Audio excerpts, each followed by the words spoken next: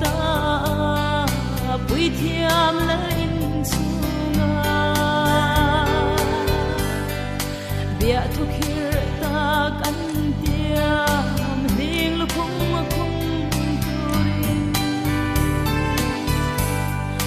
ling lu khum an hate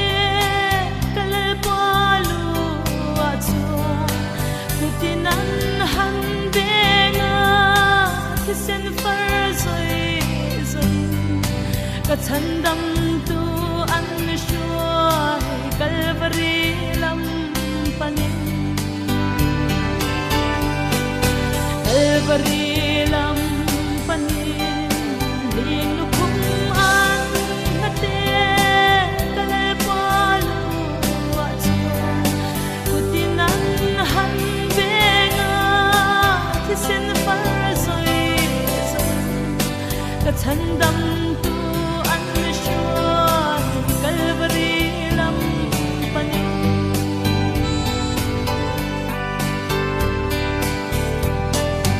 dua thingan lo rem khom kalvari tlang chuma kil na an lo chir kho kalal pa kil na tu kalal an khai ka nge sak mel churi riayin anaka an chuna kisen letui achua Zion kun pui chunga zaralan re suale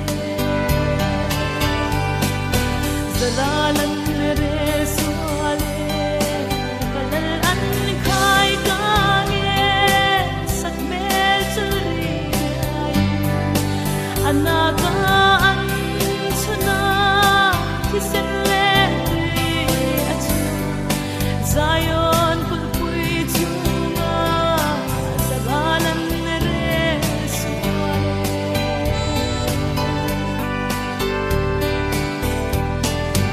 asai to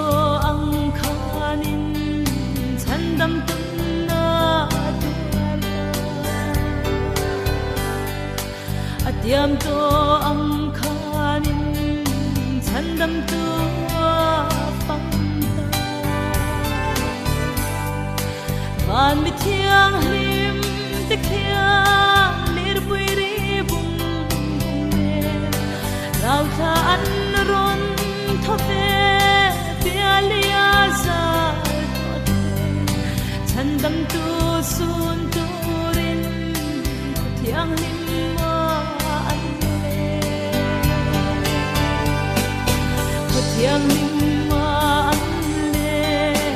van mi thiang lim te khiang lir pui ri bum ne rau tha an ron thote pialia za chandam tu sun turin thiang lim ma an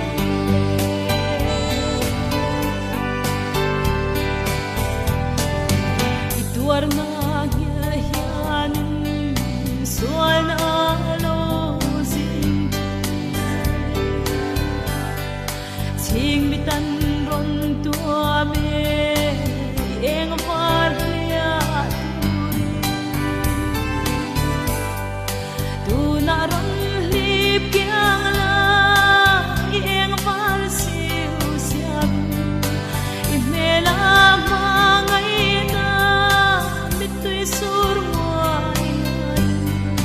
ka thin lung so